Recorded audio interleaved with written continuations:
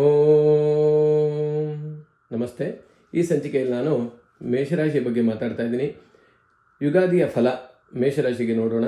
ಈ ಬಗ್ಗೆ ಗಮನಿಸಿದಾಗ ಮೊದಲು ಪ್ರಸಕ್ತದಲ್ಲಿ ಗುರು ಮಿಥುನ ರಾಶಿಯಲ್ಲಿದ್ದಾನೆ, ಕೇತು ಸಿಂಹರಾಶಿಯಲ್ಲಿ, ರಾಹು ಕುಂಭರಾಶಿಯಲ್ಲಿ ಮತ್ತು ಶನಿ ಮೀನರಾಶಿಯಲ್ಲಿದ್ದಾನೆ. ನಂತರ ಗುರುವು ಕಟಕ ರಾಶಿಗೆ, ಸಿಂಹರಾಶಿಗೆ ಮತ್ತೆ 2027 ಜನವರಿ ಕಡೆಗೆ ಮತ್ತೆ ಕಟಕ ರಾಶಿಗೆ ಬರ್ತಾ ಇರೋದು. ಹೀಗೆ ಗುರುವಿನ ಫಲ, ಗುರುವಿನ ಸಂಚಾರ ಇರುತ್ತೆ. ಮತ್ತು ರಾಹು ಮತ್ತು ಕೇತು ಡಿಸೆಂಬರ್ ಮೊದಲನೇ ವಾರದಲ್ಲಿ ಅವರು ಸ್ಥಾನ ಬದಲಾವಣೆ ಮಾಡಿ ರಾಹು 10ನೇ ಮನೆಗೆ ಬರ್ತಾನೆ, ಕೇತು 4ನೇ ಮನೆಗೆ ಬರ್ತಾನೆ. ಶನಿ ವರ್ಷಾದಿಯಾಗಿ ಪೂರ್ತಿ 12ನೇ ಮನೆಯಲ್ಲಿರ್ತಾನೆ. ಹೀಗೆ ಗಮನಿಸಿದಾಗ ಮೇಷರಾಶಿಯವರಿಗೆ ಇವಾಗ 7.5 ನಡೀತಾ ಇದೆ. ಆ 7.5ಯಿಂದ ಹಲವು ಪರಿಣಾಮಗಳು ಸಾಧಾರಣವಾಗಿ ನಿರೀಕ್ಷಿಸಬಹುದು. ಅಂದರೆ ದೇಹಾಲಸ್ಯ ಆಗಬಹುದು, ಕಾರ್ಯ ನಿಧಾನವಾಗುವುದು, ಅಥವಾ ವಾಹನ ಸಂಚಾರ ಮಾಡುವಾಗ ಕೆಲವರು ಅಪಘಾತಗಳು, ಸಾಮಾನ್ಯವಾದ ಅಪಘಾತಗಳು, ಇವೆಲ್ಲ ಕಬ್ಬಿಣ ಸಂಬಂಧಪಟ್ಟ ವಿಚಾರಗಳೆಲ್ಲ ಶನಿಯಿಂದ ನಡೀತಾ ಇರುತ್ತೆ. ಅಷ್ಟಲ್ಲದೆ ಸೂಕ್ಷ್ಮವಾಗಿ ಗಮನಿಸಿದಾಗ ಮೇಷರಾಶಿಯವರಿಗೆ ಅಶ್ವಿನಿ ನಕ್ಷತ್ರ, ಭರಣಿ ನಕ್ಷತ್ರ ಮತ್ತು ಕೃತಿಕಾ ನಕ್ಷತ್ರ ಮೊದಲನೇ ಪಾದ ಇಷ್ಟು ಮೇಷರಾಶಿಯಲ್ಲಿ ಬರುತ್ತೆ. ಇವರಿಗೆ ವಿಶೇಷವಾದ ದಿನಗಳು ಅಂದರೆ ಭಾನುವಾರ, ಮಂಗಳವಾರ ಮತ್ತು ಗುರುವಾರ.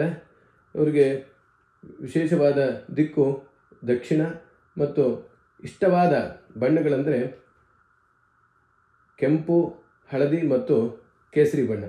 ಹೀಗೆ ನಾವು ನೋಡಿದಾಗ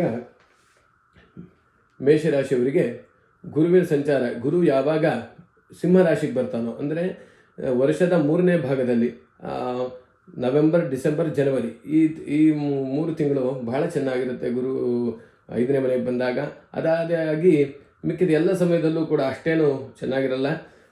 7.5 ಅದಲ್ಲದೆ ಗುರು ಕೂಡ ಚೆನ್ನಾಗಿಲ್ಲದೆ ಇರೋ ಕಾರಣ, ಅಂದರೆ ಅವರಿಗೆ ಒಳ್ಳೆಯ ರೀತಿ ಇಲ್ಲದಿರುವ ಕಾರಣ ಮೇಷರಾಶಿಯವರಿಗೆ ಏನಾಗುತ್ತೆ ಅಂದರೆ ಅವರು ಮಾಡುವ ಕೆಲಸದಲ್ಲಿ ಅಲ್ಪ ಪ್ರಮಾಣದ ಲಾಭ ಬರುತ್ತೆ. ಅಷ್ಟಲ್ಲದೆ ಪ್ರಯಾಣ ಮಾಡೋದು ಅನ್ನೆಸೆಸರಿ, ಅಂದರೆ ಯೋಚನೆ ಇಲ್ಲದೆ ಪ್ರಯಾಣ ಮಾಡೋದು, ಅದರಿಂದ ಏನೂ ಲಾಭ ಬರೋಲ್ಲ, ಹೀಗೆ ಇರುತ್ತೆ. ಆದರೆ ನಂತರ ಯಾವಾಗ ಗುರು ಸಿಂಹರಾಶಿಗೆ ಬರ್ತಾನೋ ಆವಾಗ ತೀರ್ಥಯಾತ್ರೆ ಮಾಡೋದಾಗ್ಬೋದು, ಬಂಧುಗಳ ಜೊತೆಗೂಡೆ ಸೇರೋದು, ಅವರಿಂದ ಲಾಭ ಬರೋದು, ಇವೆಲ್ಲವೂ ಕಾರಣ ಪ್ರಾಪ್ತಿಯಾಗುತ್ತೆ. ಈ ಕಾರಣ ಈ ವರ್ಷ ಮೇಷರಾಶಿಯವರಿಗೆ ಸಾಧಾರಣ ಇರುವ ಕಾರಣ ಮತ್ತು 7.5 ಇದನ್ನು ಮುಖ್ಯವಾಗಿ ಗಮನಿಸಬೇಕು. ಅದಲ್ಲದೆ ರಾಹು 10ನೇ ಮನೆಗೆ ಹೋಗುವಾಗ ವರ್ಷಾಂತ್ಯದಲ್ಲಿ ಕೆಲಸದಲ್ಲಿ ಹಲವು ಬದಲಾವಣೆ ಕಂಡು ಬರುತ್ತೆ. ಕೇತು 4ನೇ ಮನೆಗೆ ಬರ್ತಾ ಇದ್ದಾನೆ. ಅಂದರೆ